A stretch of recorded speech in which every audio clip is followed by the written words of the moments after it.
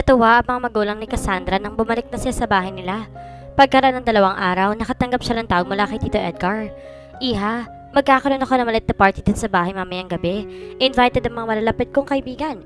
I will expect you here at around 7 in the evening, kasama mga magulang mo.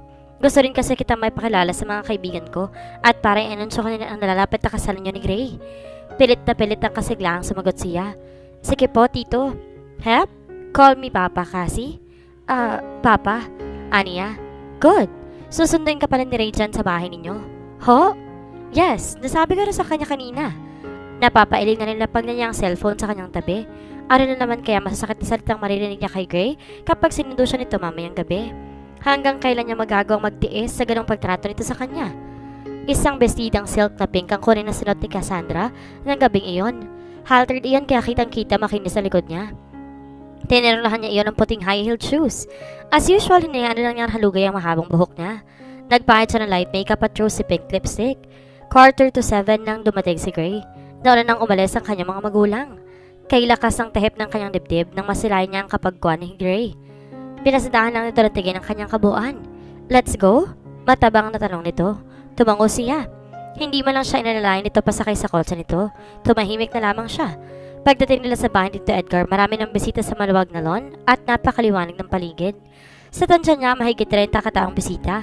Silulubong sila ni Tito Edgar. Nakangiti ito habang nakahawak sa braso niya. Come, Cassie. Ipapakilala kita sa mga kaibigan ko.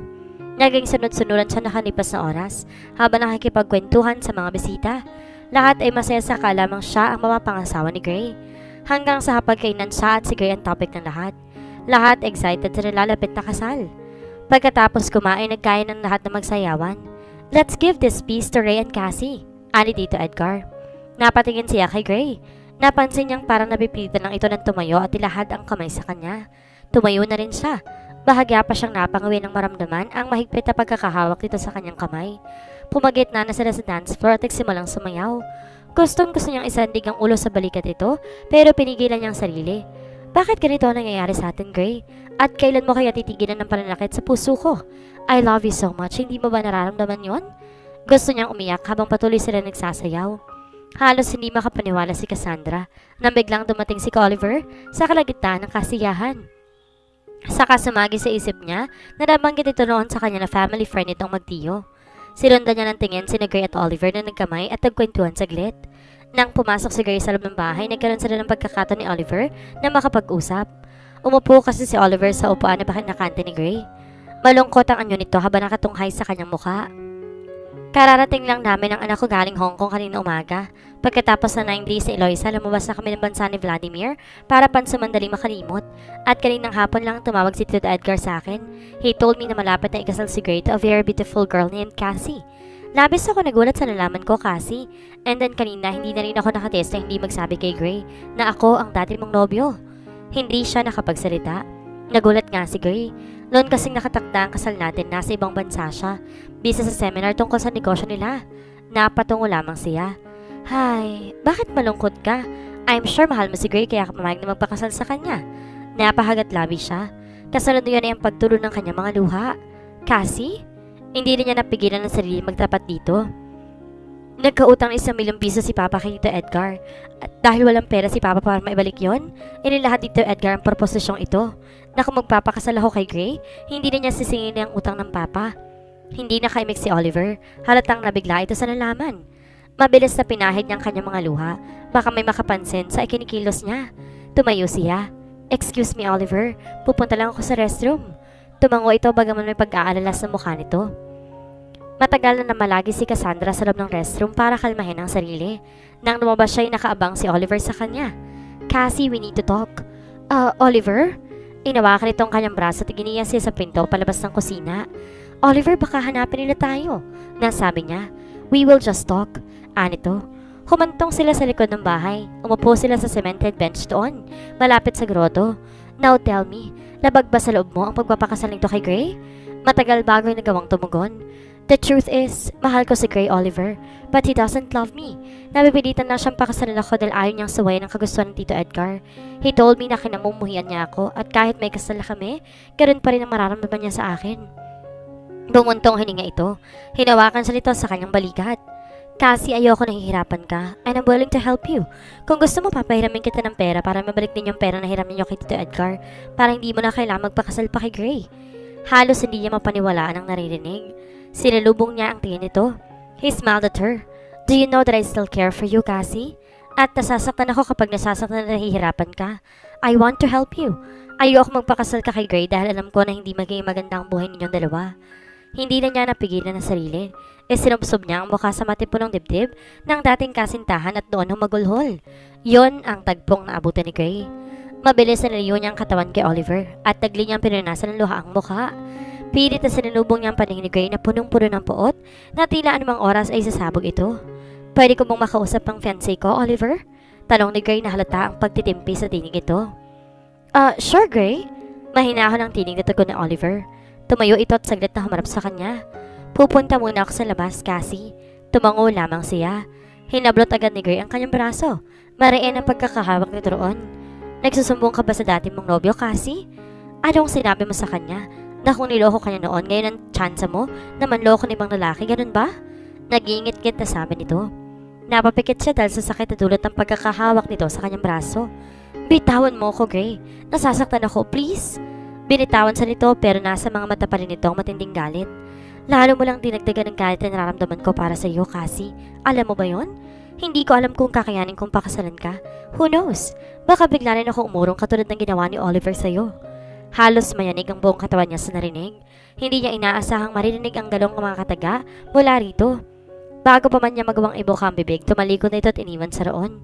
Nanatili lang siya sa kanyang kinatatayuan, saka paimpit na humagulhol. Hindi alam ni Cassandra kung paano siya nakapagpaalam kay Tito Edgar ng gabing iyon. Basta pag-uwi niya sa bahay, nakapagdesisyon na siya.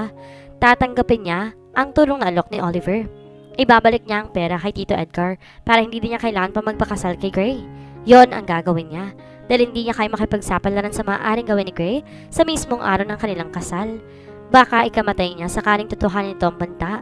Kaya habang maaga pa, kailangan na niyang kumilos. Kahit masakit sa kanya, kailangan kalimutan niya ito. Ano pa ang silbi nito magiging asawa niya kung magiging kalbari naman ang buhay na kakaharapin niya sa piling nito. Hindi na siya nagdalawang isip nang tawagan niya si Oliver. Cassie, kamusta? Anito mula sa kabilang linya. Humugot siya ng malalim na hininga. Oliver, seryoso kapag gabi sinabi mo na papahiramin mo ako ng perang pambayad kay Tito Edgar? I do. Dahil gusto talaga kitang tulungan, Cassie. Salamat. Tugon niya. Makikipag-usap ako ngayon kay Gray at sasabihin ng bagay na to na hindi na ako magpapakasal sa kanya. Okay, tugon ito. Pagkatapos yun, tinawagan naman niya si Gray. Matagal bago ito sumagot. Pwede ba tayo magkita mamaya? May gusto lang akong pag-usapan natin. About what? Matabang na tanong nito. Tungkol sa pag-urong ko sa kasal natin. Halatang nagulat ito. Don't worry, ibabalik ko kay Tito Edgar ang pera na kuha ni Papa. Tumawa ito na may halong pang-uuyam. Sinong knight in shining mo ngayon? Cassie, si Oliver ba? Yes, taas nung sabi niya. Bigla itong nawala sa kabilang linya. Pakiramdam niya na mga sandaling iyon, tuloy na itong sinara ang pintuan nito para sa kanya, na talagang yun na ang katapusan sa kanilang dalawa. Humagulhol na naman siya. Nang mahimasmasa, nagbihis siya at sumakay sa kanyang kotse. Nagmaneho lang siya pero wala siyang alam na pupuntahan. Basta patuloy na nagmamanipula ang kanyang mga kamay sa manibela. Ngunit ang isipan naman niya hindi mapalagay. At si Gray ang laman niyon. Lalo mo lang dinadagdagan ng galit na nararamdaman ko sa iyo, Cassie. Alam mo ba yon? Hindi ko alam kung kakayanin kong pakasalan ka. Who knows? Baka bigla rin ako umurong katulad ng ginawa ni Oliver sa iyo.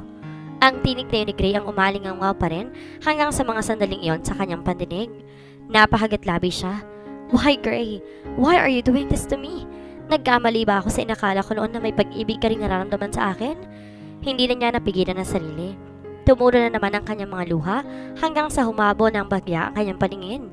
Kaya naman hindi niya napansin ang rumaragas ang van na makakasalubong niya para makaiwas siya. Nayanig ang kanyang kotse nang sumalpok iyon sa van. Namalaya niya ang pag-untog ng kanyang ulo sa manubela, saka dumilim ang paligid. Nang dumilat si Cassandra, naramdaman agad niya ang pagkirot ng kanyang ulo. Nasa po niya ang kanyang noo. Thank God, nagkamali ka na, sambit ni Scarlett na nakatunghay sa kanya. Pilit nang umiti siya sa kaibigan sa kanya naalalang galit ito sa kanya. Scarlett? Sorry. Hep? Wag na muna yun nasasabihin mo, okay? At hindi ikaw ang dapat humingi ng sorry kundi ako. I understand you now, Cassie. Ganitian sa nito. Anong magagawa ko kung ikaw nakatakda para kay Gray, no? Bago pa man siya makapagsalita, may narinig na siyang tinig mula sa mabukas ng pintuan. Nagkamala na ba siya, Scarlett? Lumingon si Scarlett. Yes, Gray? Lumapit si Gray at tumingin sa kanya. Maya-maya lang humarap ito kay Scarlett. Iwan mo na muna kami. Pakisabi na rin kina Tita Josephine at Tito Ethan na nagkamali na si Cassie. Okay. Kapag kwan na mabasa ng pintuan si Scarlett, umupo sa gilid ng kama si Gray, paharap sa kanya. Saglit na pinasadahan nito ng tingin. Nakakaki shorts at puting t-shirt ito na parang damit pa nito iyon noong nakaraang araw. Ang buhok nito'y medyo magulo na tila pansamandaling nakaidlip at kababangon lamang. Nagtagpo ang mga mata nila. Kitang-kita niyang pagod sa mukha nito. I'm so sorry, Cassie, he said in a hoarse voice. I'm so sorry dahil hindi ko man lang pinakinggan ang side mo noon. I'm too stubborn ang pinaniniwalaan ko lang ay ang gusto kong paniwalaan. Gray, kung hindi pa nagkwento si Tita Josephine sa akin, hindi ko pa malalaman ang lahat na hindi mo kagusto ng pagpapakasal sa isang Ray na hindi mo pa nakikita. Na nagawa mo ng mahalin ng isang Gray na nooy hindi mo pinapansin dahil ayaw mo nang masaktan mong muli. Gray, hinawakan nito ang kamay niya tinila sa tapat ng mga labi nito. Marahan at puno ng pagmamahal na hinalikan nito ang ibabaw niyon. Alam mo bang labis ako nataranta nang sabihin mo sa akin na hindi ka na magpapakasal sa akin?